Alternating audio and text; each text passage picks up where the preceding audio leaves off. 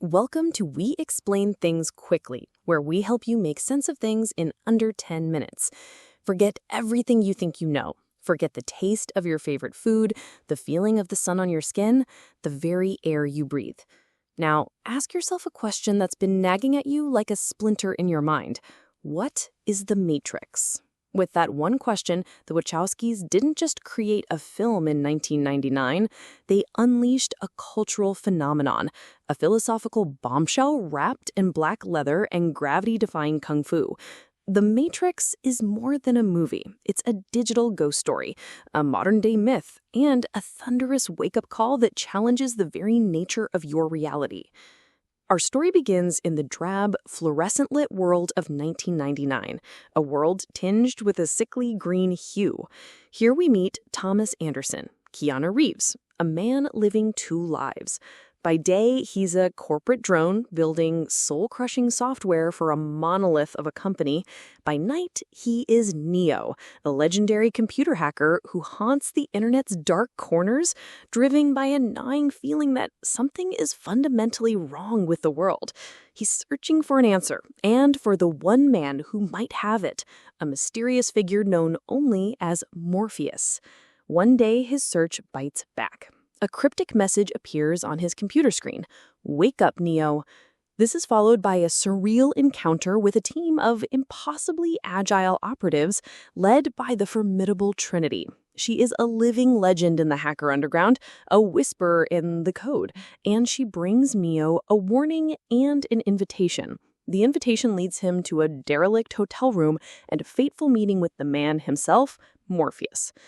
Morpheus is a figure of immense presence and unwavering belief, a guru in a world of ghosts. He doesn't offer Neo simple answers. Instead, he offers a choice, encapsulated in one of cinema's most iconic moments.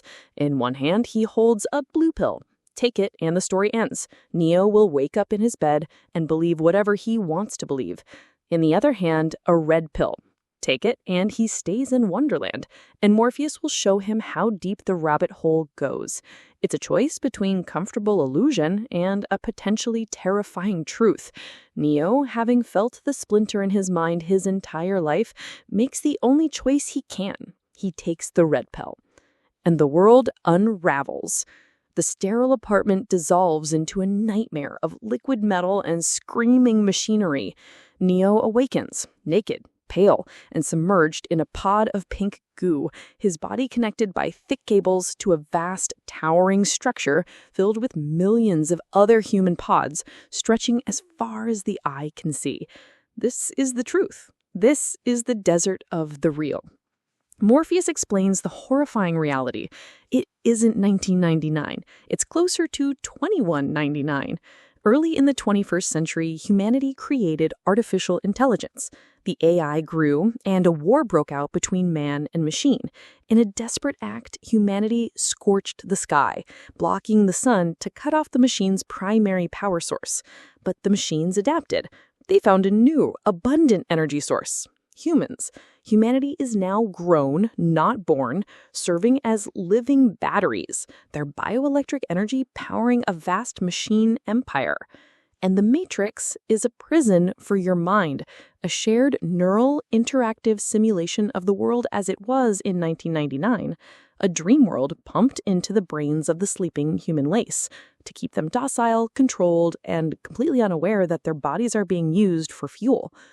Neo joins the crew of Morpheus's hovercraft, the Nebuchadnezzar, a ragtag band of freed minds who wage a guerrilla war against the machines. They hack into the Matrix, bending its rules to recruit others and fight the system.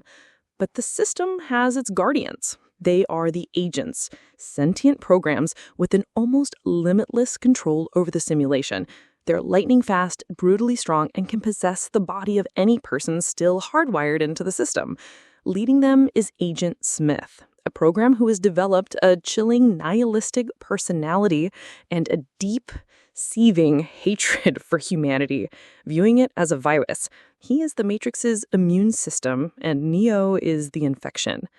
the hope of the resistance rests on a prophecy that foretells the coming of the One, a human born inside the Matrix with the power to manipulate its code, to remake it as he sees fit, a savior who can end the war.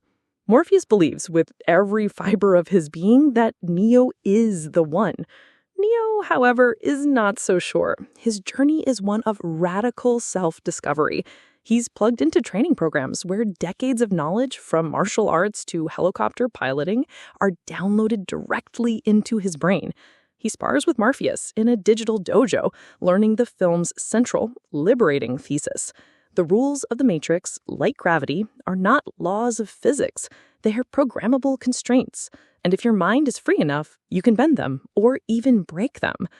The film hurtles towards its climax when the crew is betrayed by one of their own, Cypher, a man broken by the harshness of reality who chooses the blissful ignorance of the Matrix, willing to sell out his friends for the promise of being reinserted as a rich, important man. The taste of a simulated steak, his ultimate motivation. Morpheus is captured, and the agents begin to tear apart his mind, searching for the access codes to the mainframe of Zion, the last human city deep within the Earth's core. It is here that Neo finally sheds his doubt. Embracing his potential, he and Trinity launch a suicidal rescue mission back into the Matrix. What follows is a symphony of stylized action that redefine the genre. The lobby shootout, a ballet of bullets and crumbling marble set to a pounding techno beat. The rooftop rescue dangling from a helicopter, guns blazing. And finally, the subway showdown between Neo and Agent Smith, a battle not just of fists, but of wills. Neo seemingly dies in that fight, only to be resurrected by Trinity's love and her unshakable faith in him. In that moment of rebirth, something clicks. He no longer just sees the world of the Matrix, he sees the Matrix itself.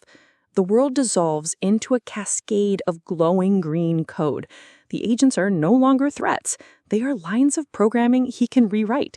He effortlessly stops their bullets in midair and, in a final act of godlike power, dives into Agent Smith, destroying him from the inside out. The prophecy is fulfilled. The Matrix is a cultural Trojan horse, smuggling complex philosophical ideas into a blockbuster action film. It's a story about choice, free will, and the courage it takes to question your reality. It perfectly captured the anxieties of the burgeoning digital age and gave us a new vocabulary for our relationship with technology. The film ends with Neo, now in full control of his power, making a phone call to the machines. It's a promise and a threat. He's going to show the people trapped inside a world without rules, a world without controls or borders, a world where anything is possible. Then he hangs up, puts on his sunglasses, and flies into the sky, leaving us with one final, exhilarating thought. He's about to wake everyone else up.